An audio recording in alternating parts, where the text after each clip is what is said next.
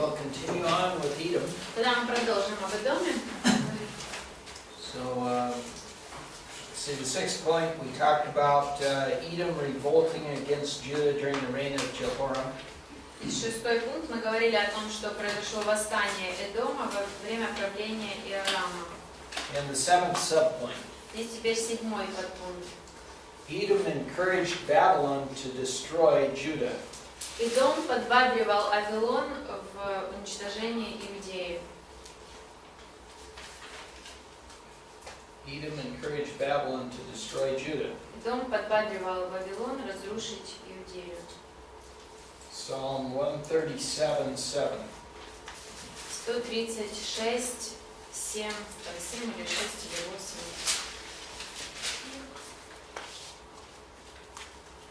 Еще раз, нужно ссылку. 136, Что 136? Псалом.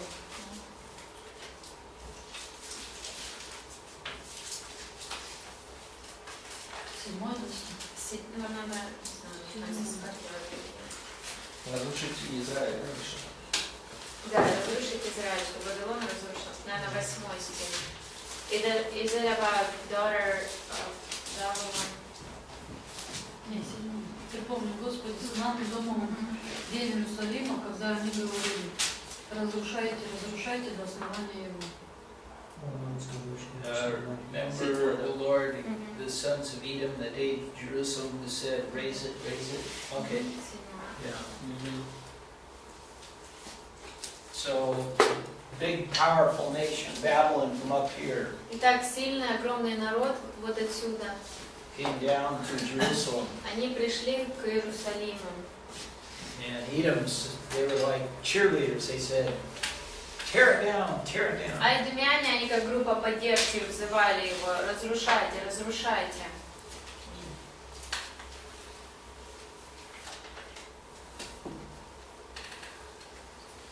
Now, the eighth subpoint.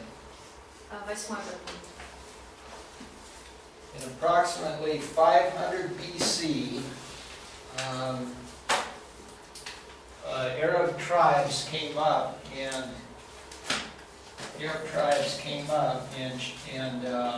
overthrew the Edomites. Примерно в 500 году до рождения Христа пришли арабские племена и завладели Эдомом.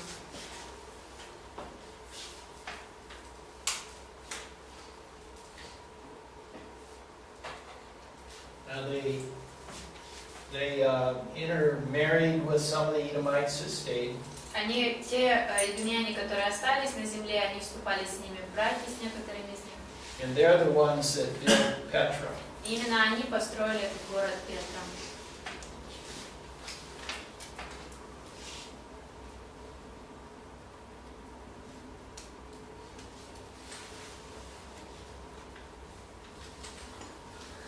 A lot of the Edomites fled and lived in the area around Jerusalem. Многие жители Эдома бежали и жили в окрестностях Иерусалима. And they were called Idumeans. That's the Greek word for Edomites, Idumeans. И их называли эдомияне. У нас в Ветхом Завете называют их эдомияне. Do you know that word? I saw that in the Old Testament too. Yeah, Mark 3:8, I think, has Марка the word. 3:8. Look at it. Давайте посмотрим.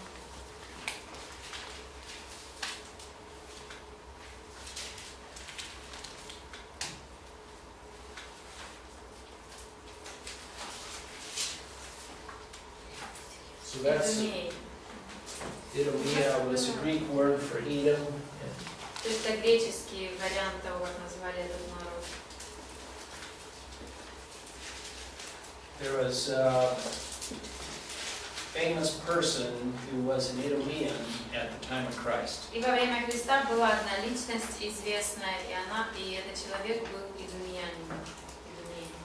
Anybody know who that was? Кто-нибудь знает, о ком я говорю? The King? The king? Herod. Yes. Herod. Ирод, да.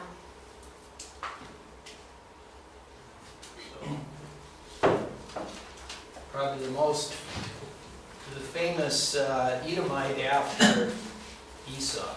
Наверное, самый известный Идумей после Исава.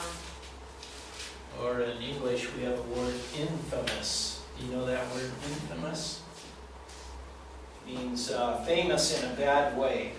Ну, или можно сказать, слава его темная такая, за плохие какие-то поступки. Do you have a word for that? I can't think of it. Чай известный. Okay.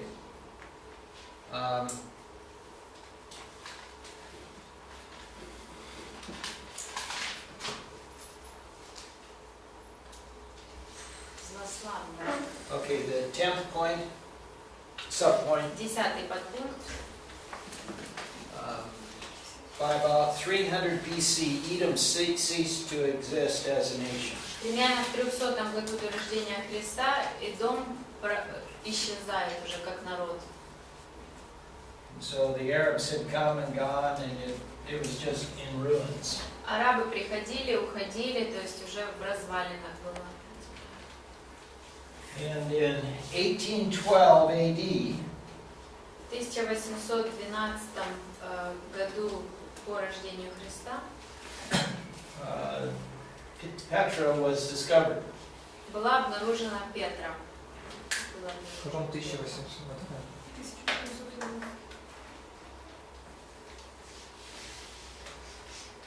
And people have been touring Petra ever since. И с того времени люди приезжают на тур посетить это место. So my parents went there one time, Однажды мои родители туда поехали. and the way they described it was you come to the entrance to Petra, and you could either walk or ride a donkey in. И они описали так, что когда ты подходишь к входу в этот город, то можно въехать на осле. And there's a zigzag path through the rock. И затем ты проходишь через скалу, но проход в форме зигзага. So you go through that, and then it opens up to this great city. Итак, ты проходишь вот в этом проеме, и затем перед тобой открывается этот великий город. Have any of you ever been there? Кто-нибудь из вас там был? Okay. Well, there are lots of pictures of it, so you can see it on the internet. Вы Or, можете в интернете поискать изображения и смотреть. all right. So that finishes the history of the period. Итак, на этом мы завершаем пункт «История периода». Now the 5th point is the date of writing. When was the book written? Теперь 5-й пункт – дата написания этой книги. This is debated among Bible scholars. Это тот вопрос, о котором ведутся споры среди библейских ученых. And so I'm going to give you what I think. Я вам расскажу мое мнение. It's not wrong to have a different opinion. Ничего плохого нет в том, что если твое мнение отличается, But I'll tell you why I think it was written in approximately 840 BC. но я вам объясню, почему. Я, например, считаю, что написана она была в 840 году до рождения Христа. Okay, so I have several subpoints here. Здесь у меня будет несколько подпунктов. First one is just that Obadiah is the most difficult date to book to date. Первое, Of the это то, books что we'll эту study. книгу сложнее всего поставить ей дату, датировать.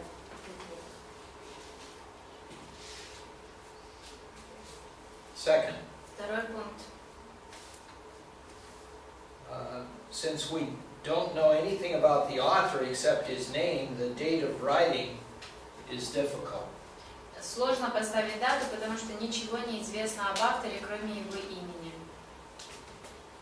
Okay, so the next book we'll study, Joel. Следующий- We learn who the king was at the time of Joel. Например, следующая книга Иаиль, она у нас будет, и там назван царь этого периода, и поэтому мы можем узнать об этом периоде и о том, кем Иаиль был. So it makes it easy to date that book. Итак, так легче уже поставить дату. Okay. The third subpoint. Третий подпункт. There are 3 clues to look for when you're trying to date a book. Когда ты пытаешься поставить дату какой-то книги, необходимо искать три вещи. The first is the historical events described in the book. Первая подсказка – это исторические события, которые описаны в книге. So, like in the book of Lamentations, Jeremiah describes the Babylonian king taking the people to Riblah and getting them ready, putting them in chains to go off to Babylon. Например, в плаче Иеремии он описывает, как царь уводит в оковах народ, и так легко поставить дату этой книги. We know exactly when that occurred in history. Мы точно знаем, когда в истории произошло это событие. Okay, so the first clue is the historical events. Итак, первая подсказка – это исторические события. The second is the book's place in the Hebrew scriptures. Вторая подсказка – это какое место, где находилась эта книга в еврейском писании. And the third is similar passages or quotes in other books of the Bible. И третье – это похожие цитаты или фразы в других книгах Библии. Okay. The fourth subpoint. Четвертый подпункт. We'll take a look at the historical events to try to date the book. Мы рассмотрим исторические события, чтобы поставить дату этой книги. So turn to the book of Obadiah. Итак, откройте книгу пророка Авдия.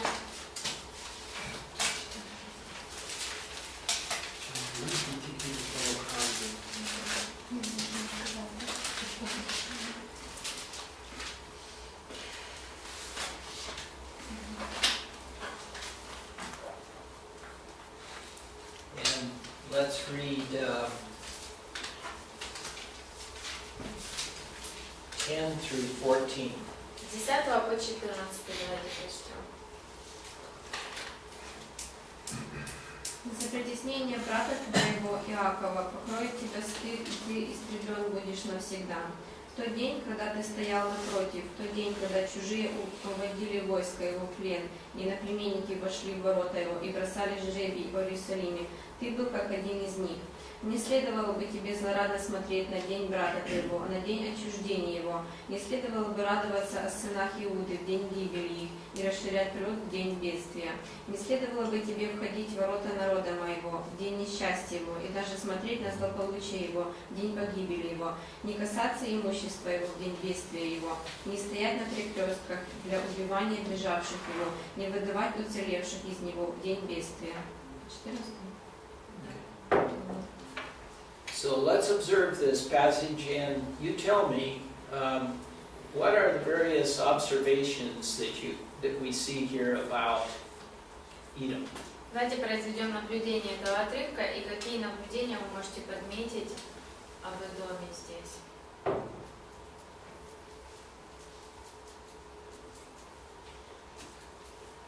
Жестокий по отношению к Якову.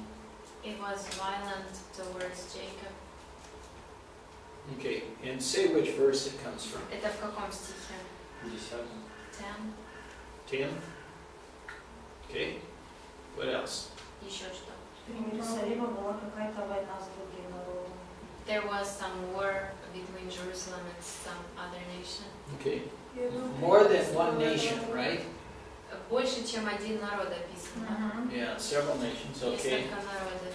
And Natasha said that Edom took the side of this other nation. Okay.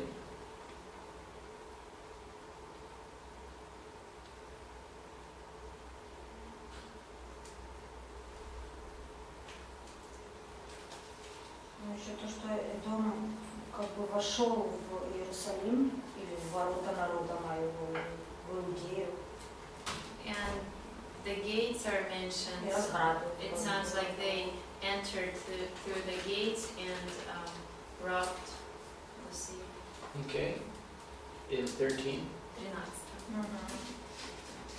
Okay.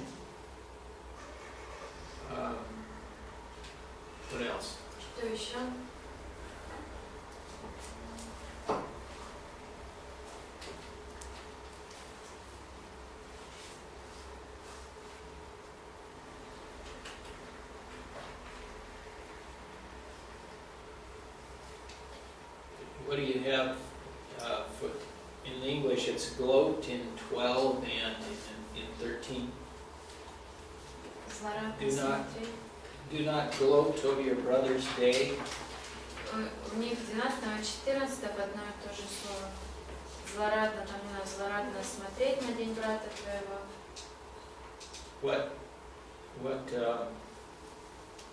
What's the meaning of the Russian word there? Какое значение в русском?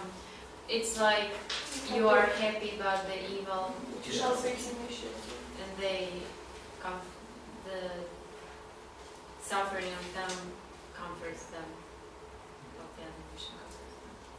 Anybody remember when your children, brothers or sisters, when they would get in trouble, the other one would say, ha ha ha. Помните, может, у кого-то в детстве было, если кто-то из твоих братьев или сестер, у него какие-то проблемы, неприятности, а ты злорадствуешь, радуешься, ну или кто-то другой. So that's what they were doing. Their brother, То есть вот какое у них было отношение. Они являются братом, Jacob and Esau, вот Исав и Иаков. they'd see they were rejoicing over the trouble that Jacob was in. Они радовались тому бедствию, которое пришло к Иакову.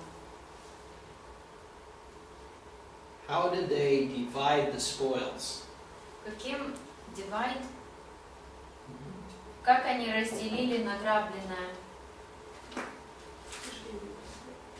They were cast. Okay, so the various foreign nations that came in То есть разные народы пришли на землю, divided up things by casting lots. разделили имущество между собой, бросая жребий. So it wasn't one nation that took all the spoils, they divided it up. То есть не так, что одна страна забрала себе все награбленное, они разделили это между собой. What else? Что еще?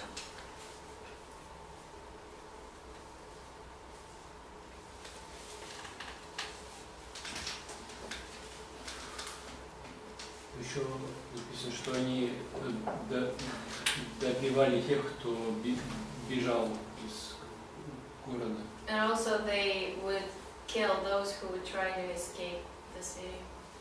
Who would kill them? Кто их убивал? Yeah. So they stood at this major division of roads and they started killing. То есть они стояли на основных местах, где дорога разделялась, и там убивали тех, кто пытались бежать. Killing the Jews that were escaping. Убивали евреев, которые бежали. Okay. Now, anything else anybody wants to say about И that? еще у кого-то есть какие-то наблюдения? Okay. Let's go over to 16. Read Давайте 16. 16 прочитаем стих.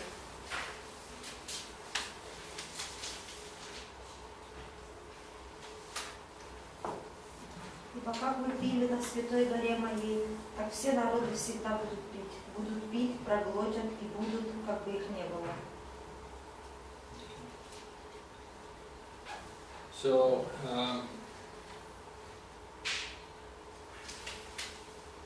they came up to Jerusalem and did whatever they wanted to do there. Так они пришли в Иерусалим и занимались чем захотели. Okay, let's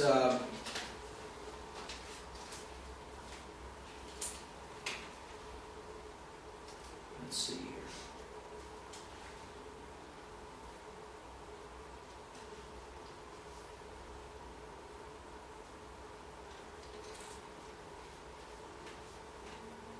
So, still under the same point, there were 7 times in history where foreign nations came in and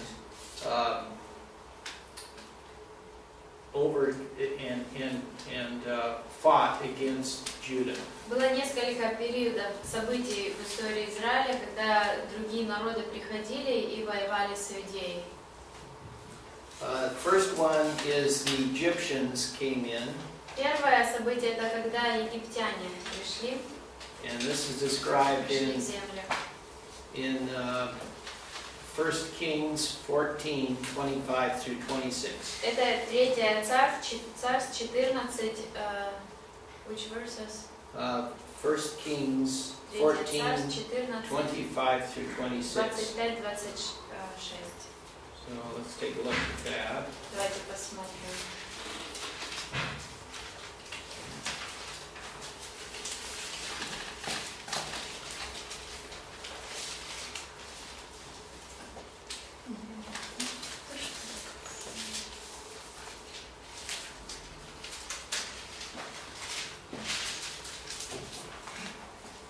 І сталося 5-го року царя Рахавама, пішов Шушак, єгипетський цар, на Єрусалим.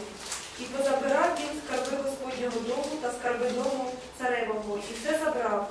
І забрав він усі золоті щити, що Соломон поробив був. So how many nations came in at this time? Итак, сколько народов в это время пришло на землю? Just Egypt, right? Только Египет, да? Just talks about Egypt. Только Египет упомянут. So that probably isn't the time. Да, скорее всего, это другой какой-то уже случай. Okay, now, the second one is 2 Kings 8, 20 through 22. Следующее, 4 Царств 8, 20, 22.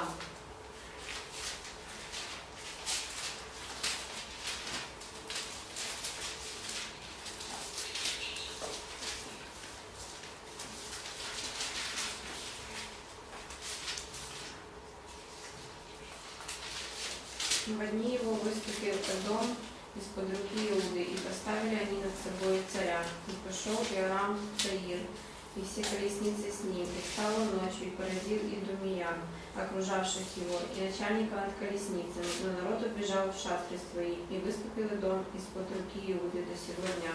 В то же время выступил и Иуда. Okay. And so that says that Edom revolted.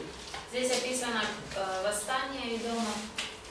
And then there's some other information in 2 Chronicles 25, И второй параллель упомянут 25, но тоже есть информация. 23 through 24. 23, 24. So let's go to that. Давайте откроем.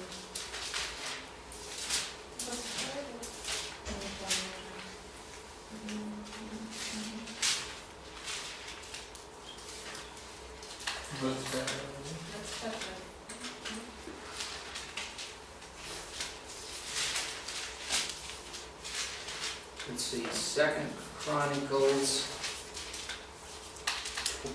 21, 8 through 10. 21, 8, 10. Второе параллелизм. 21, 8, 10.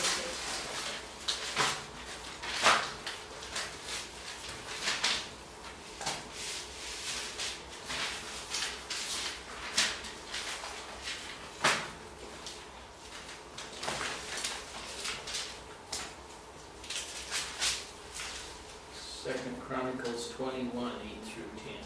Во времена Иорама Идом восстал против господства Иудеи и поставил себе царя. Тогда Иорам отправился туда со своими военачальниками и всеми своими колесницами. Идумияне окружили его и начальников его колесницами, но он собрался ночью и пробился через окружение. И до сих пор Идом не покорен правлению Иудеи. Ливана восстала в то же самое время против Иорама, потому что он оставил Господа Бога своих отцов. And then we read 16 through 7. И 16, 17.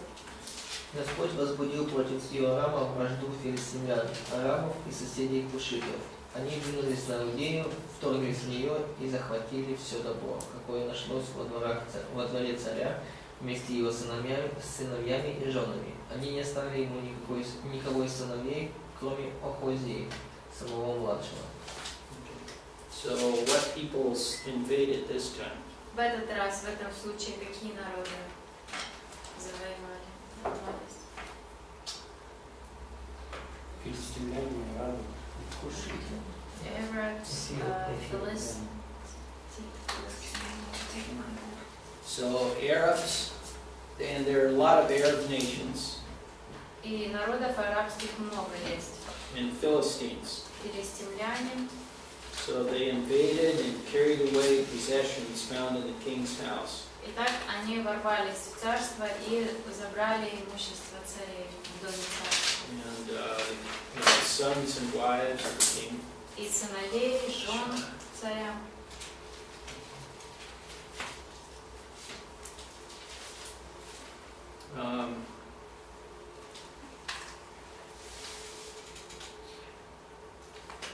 There are 5 other invasions of foreign nations.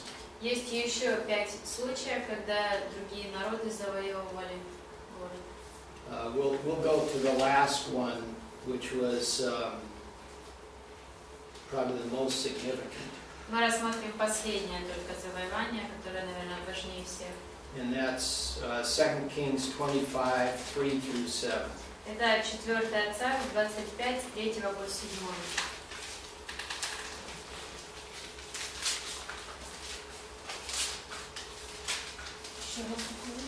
4 Царств, 25, 3.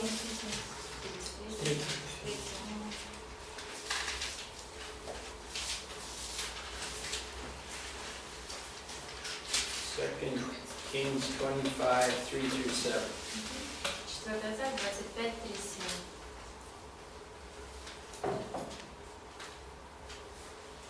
Девятый день месяца усилился голод в городе, и не было хлеба у народа земли. И взят был город, и побежали все военные ночью по дороге к воротам, между 2 стенами, что подле царского сада. Халдеи же стояли вокруг города, и царь ушел дорогою к равнине. И погналось войско халдейское за царем, и настигли его на равнинах Иерихонских, и все войско его разбежалось от него. И взяли царя, и отвели его к царю Вавилонскому в Ривну, и произвели над ним суд.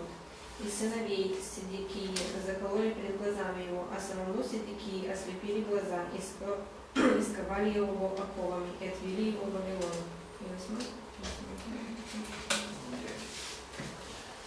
So what we're trying to do is determine when was Obadiah written.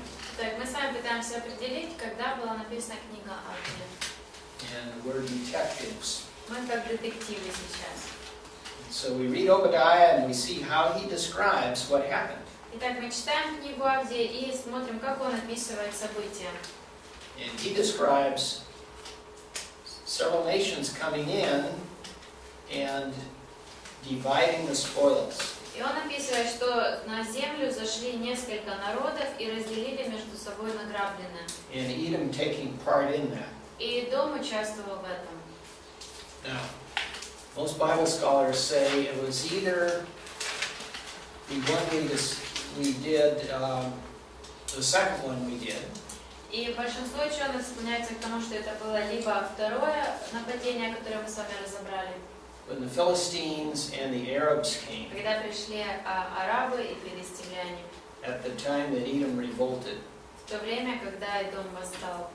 Or it was this last one where Babylon came in. Или это второе нападение, когда Вавилон пришел к ним. When Babylon came in was in 586. Вавилон пришел на землю в 586 году. That's what we just read about. Мы только что прочли это завоевание. So in 588, Итак, в 588 Babylon came to the walls of Jerusalem. Вавилон подходит к стенам Иерусалима. They lay siege on the wall for 2 years. 2 года они проводят осаду стен. Finally, in 586, they came in and took over the city. И вот, наконец-то, в 586 они смогли зайти и завоевать город. And they took the king, whose name was Zedekiah, И они взяли в плен царя Седекию to an area outside of the walls of Jerusalem ввели его в место за стенами Иерусалима, called Riblah. которое называлось Ревлон. And Nebuchadnezzar the king had the people all gathered there, И Навуходоносор, царь, он собрал всех людей там, and he took Zedekiah And what did he do to Zedekiah's sons? И он взял Седекию, и что он сделал с сыновьям Седекии? Killed them. And then what did he do to Zedekiah? И затем, что он сделал с самим Седекией? Put on his eyes. So first he made Zedekiah see them kill his sons, Итак, сначала он сделал так, чтобы Седекия увидел, как убили его сыновей, and then put out his eyes. а затем он выколол ему глаза. And so this is what Jeremiah writes when he's writing Lamentations. He's describing this horrible scene. Вот о чем пишет Иеремия в плаче. Иеремия описывает вот эту ужасную сцену.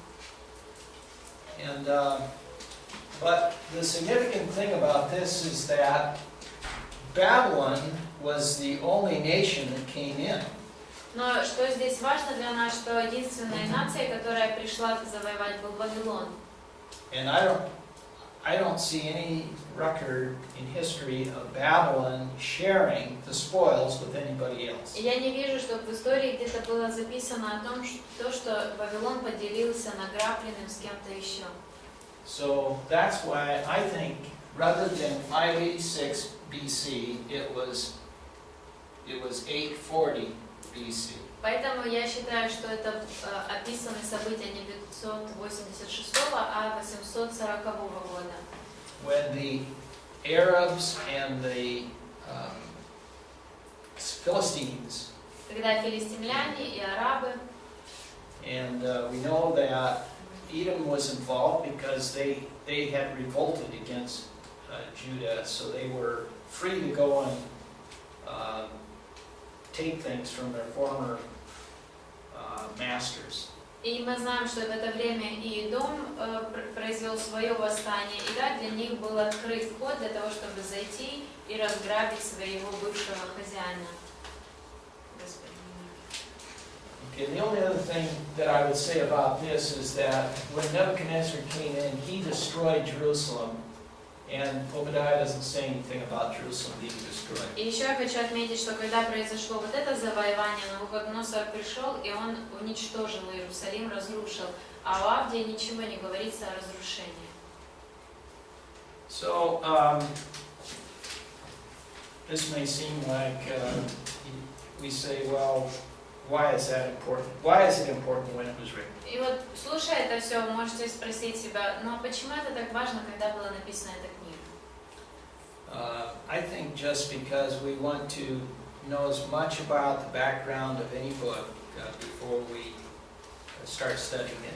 Я думаю, потому что важно для нас знать максимально весь фон исторический об авторе, о книге, перед тем, как мы начинаем ее изучать, любую книгу.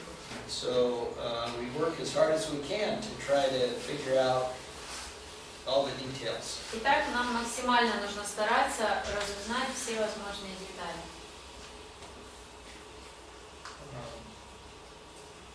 So all of that is to say, that's why we study Obadiah first. Итак, вот все это я вам рассказывала, чтобы теперь вы видели, почему мы учим книгу Авдия первой. And I think it really helps if we go through these books in order that they are written, because then we don't have to be jumping around in history. Мне кажется, полезнее для нас идти именно в таком порядке, в порядке написания книг, потому что тогда мы не будем прыгать по всей истории вперед-назад.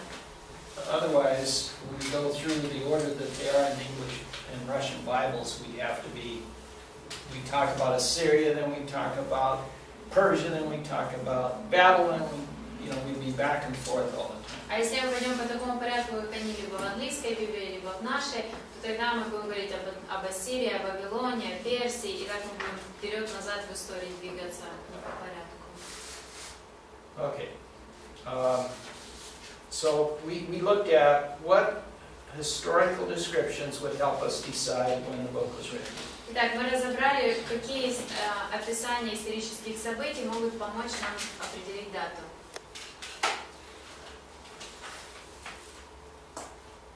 Now, the second thing that we look for clues is the book's place in the Hebrew Bible. И второе, что нам может подсказать, это где находилась эта книга в еврейской Библии. And the way the Hebrew Bible is written, it has the books that were written in the Assyrian period. И еврейская Библия, в ней расположены книги так, что первыми идут те, которые были написаны в период Ассирии. Second, the books that were written in the Babylonian period. Затем те, которые были написаны в период Вавилона. And third, the books that were written during the Persian period. А третьими идут те, которые в период Персии написаны. And Obadiah is up here. И книга Авдия находится вот здесь, It's not down here. не здесь.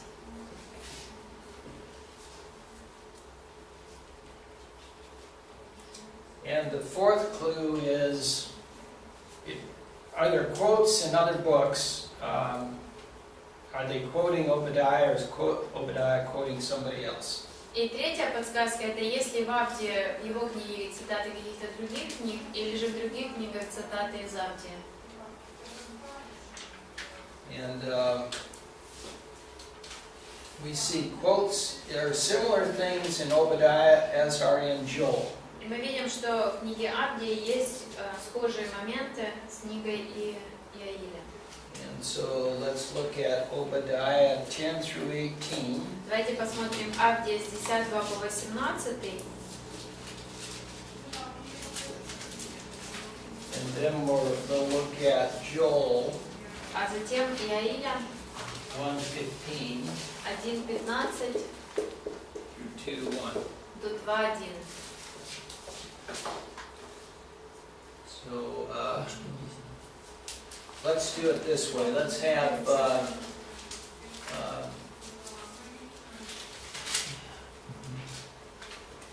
let's see. Leanna, could you do the Obadiah one? Давайте в Авдии Everybody прочитаем. else turn to Joel 1:15 through 21. А все остальные откройте Иаиля 1:15, 2:1. So she'll read out of Obadiah, and then we'll look at the Joel passage and see if we see anything similar. Итак, Лена будет читать, а мы будем прослеживать по отрывку Иаиля и искать, есть ли что-то схожее.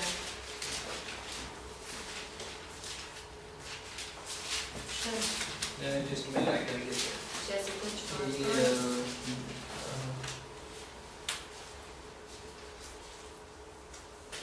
Okay, you all understand what we're doing? Все понимают, что мы Okay, go ahead. начнем. За притеснение брата твоего Иакова покроет тебя стыд, и ты истреблен будешь навсегда. В тот день, когда ты стоял напротив, в тот день, когда чужие уводили войско его в плен, и наплеменники вошли в ворота его и бросали жребий по Иерусалиму, ты был как один из них. Не следовало бы тебе злорадно смотреть на день брата твоего, на день отчуждения его. Не следовало бы радоваться о сынах Иуды в день гибели их и расширять рот в день бедствия. Не следовало бы тебе входить в ворота народа моего в день несчастья его и даже смотреть на злополучие его в день погибели его. Не касаться имущества его в день бедствия его. Не стоять на перекрестках для убивания бежавших его. Не выдавать уцелевших из него в день бедствия. Ибо близок день Господень на все народы. Как ты поступал, так поступлено будет и с тобой. Воздаяние твое обратится на голову твою. Ибо как вы пили на святой горе моей, так все народы всегда будут пить, проглотят и будут, как бы их не было. А на горе Сионе будет спасение, и будет она святыней. И дом Иакова получит во владение наследие свое. И дом Иакова будет огнем, и дом Иосифа пламенем, а дом Исава соломой. Возжгут его и истребят его, и никого не останется из дома Исава, ибо Господь сказал это. I didn't do this right. Неправильно вам сказано.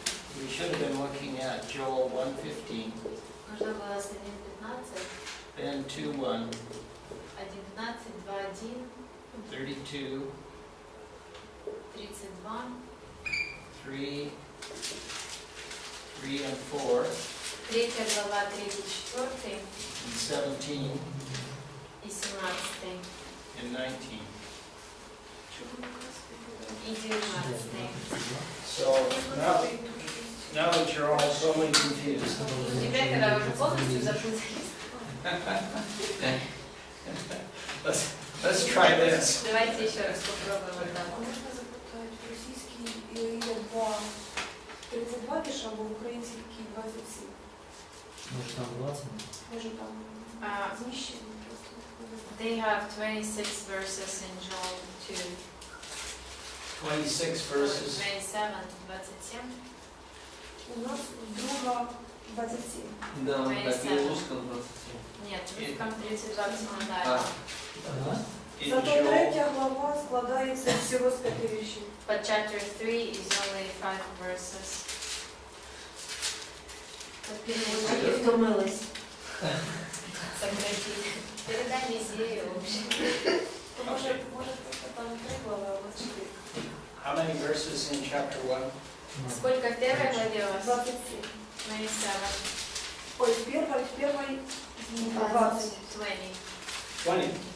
And in chapter 2? А во второй 27. 27. Третя 5. And the third Це one вони 5. якраз накажуть. Наверно, мене Це вони якраз. Well, Є вже записано. Два. Конечно, русский перевод. Дуже втомились. where is Ты Иаиля смотришь? Я її не Да. знаю. 28 in Ось English? дивіться, 3 і 5 вірш. І станеться кожен, хто кликати буде Господнє ім'я, той спасеться. То може це є 33? У нас 3-5? Да. Кожен Да, у нас кликає розділили спасеться, да? просто, да. There 3-5 for them in Joel is everyone who calls on the name of the Lord will be saved. It is 3-5 in there. Oh, really? Okay, interesting. This might be difficult. Это уже всегда труднее. Но в современном тоже не такой важно. What is your last verse in chapter 2? What does it say? Последний стих во второй главе, что там сказано? І пізнаєте ви, що я серед Ізраїля, і що я Господь Бог ваш, і немає вже іншого. Да, два последних. А, 26. It's like our 2:27. Okay. 26. А їсти ви будете, їсти і насичуватись. І Да, это хвалити как ви. у нас Да. тоже. Ну, значить, оце третя наша. Це... И будет после Перевести того, если можно дух перевести. этого Так, восприятия. це третя. So verse 2:28 is there 3:1. Oh, okay. Значит, у вас 3 главы вообще нет целиком. И У 5. нас 4 їх, ну, Нет, Да, просто да. все, что у вас в 3 главе, Это у нас второй. конец 2. Да. А у вас 3 главы нет А вообще. у вас скільки глав? 3. 3. А у нас 4. So the last part of chapter 2 is their third chapter, and then they have 4th chapter. Oh, yeah. Okay. So, okay. So your 3 is It's- 5. Let's see. It's 1, 2:28. 2, 3, 4, 5 verses, and your 4 then is 21 verses. А 4 21. Ah, okay. So we got it all. Так разобрались. Now let's try to Еще сложнее. do what I had started out to do, and that is look for similarities between this passage that Leanna read Итак, давайте попробуем найти сходство между тем, что And прочитала these Лена, verses. и вот этими стихами. Нам нужно Возьмите себя да. now. See if I can do this. Получается, 32 это у вас... So this is really Тільки в українському. Это у вас будет 3:5, 3:5, Да. 32 is 3:5, 232, а третья это 4. 232. Yes, 3:5. This is like being detectives again. Почти опять как детективы. And this is 4. Так зачем он стирает? Надо же... У вас это нормально. Это для украинцев. Эксклюзивно. Okay. Does that work? Now, let's try. Okay. So, we've read this. Let's read this. Давайте 2:1 прочтем.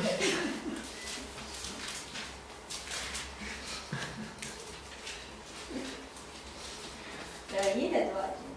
Мгм.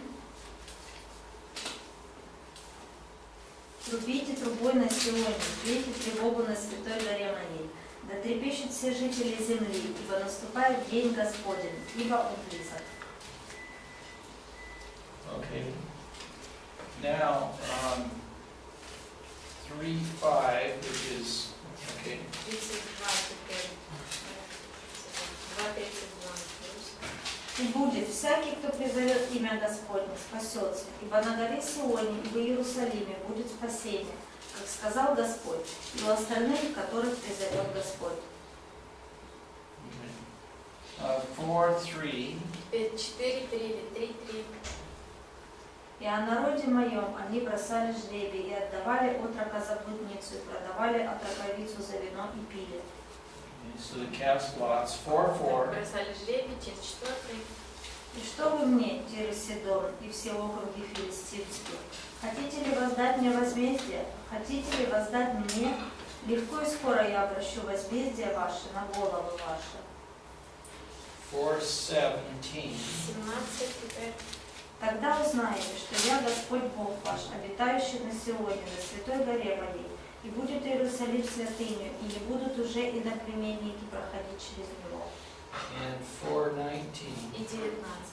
Египет сделается пустынью, и дом будет пустою степью, за то, что они притесняли сынов Иудиных и проливали невинную кровь в земле их. Okay. Well, I guess the only point here is there are some similarities between what Joel was writing about and what Joel was writing about regarding Edom and what Obadiah was writing about. Итак, все это мы делали, чтобы увидеть, что есть сходство между тем, что Иаир пишет об Эдоме, и Авдий. But it's very hard to date the book by comparing similar things. Но трудно поставить дату, просто сравнивая какие-то схожие места. Okay. The outline, major point 6. Теперь основной пункт 6, план книги. This is going to be the easiest outline ever. Вот это самый простой план книги. There's only 2 parts. Только 2 части. 1 through 16. С 1 по 16 Edom condemned. Эдом осужден, или ему вынесен приговор. 17 through 21. С 17 по 21 Israel comforted. Израиль утешен.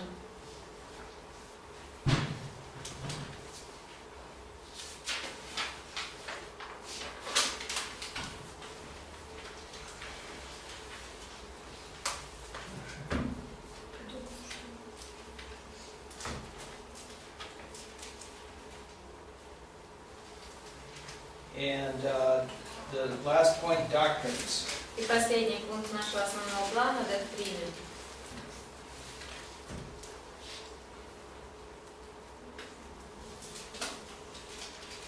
What are the teachings from the book of Obadiah? Какие учения, чему учит эта книга, что мы видим? Judgment, Okay, about God's judgment. о Божьем суде. What else? Еще что? О будущем спасении. About future salvation. Okay, which verse? Какой стих это? 17. 17. Okay.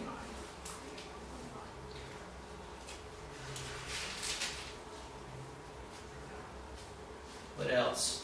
Еще что? Великая скорбь. Great tribulation. Okay. Where? Где? 15. 15. Millennium. Where? Где? 21. So 21 says, deliverers will ascend Mount Zion. Where's Mount Zion? Там сказано, и придут спасители на гору Сион. Где гора Сион? In Jerusalem. Does the Russian say deliverers or judges? Saviors. Saviors, okay. That's the same as deliverers. Or maybe, yeah. Or it could, yeah, it's also translated sometimes judges. Иногда это слово иногда переводится из судьи, избавители, судьи. To judge the mountain of Esau, Чтобы судить гору Исава, and the kingdom will be the Lord's. и будет царство Господа. So during the millennium, the government in Jerusalem will have a jurisdiction or rule over the land of Edom. Итак, во время миллениума правительство в Иерусалиме будет управлять Эдомом.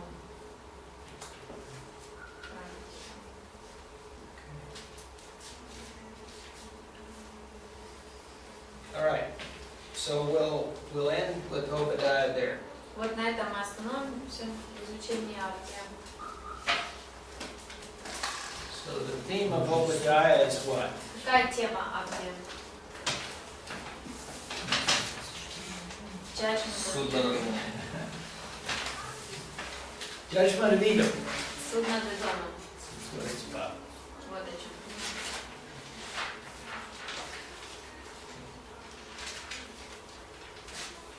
What were the major themes of prophets? Какие были основные темы у пророков? What did they teach? What were their major instructions? Чему они учили? Какие основные их были наставления? Указывали на Библию. They would point out the sin. What else? Sins? What else? Что еще, кроме Суд, грехов? если не покаяться. Judgment, if they Призывали People возвратиться do not к repent. закону They Yeah, call yes. people to go back to the law Yes? и говорили, И пророчество на Галилее and будущего. prophecies about the future. Okay, good. All right. Ready to go to Joel? Готовы перейти к Иаилю? После этого. Okay. And what time do we quit? At 20 Just- after? Just about now. 10 Just after. about now. All right. Да, еле после We'll этого. take a lunch break. Давайте на обед перерыв.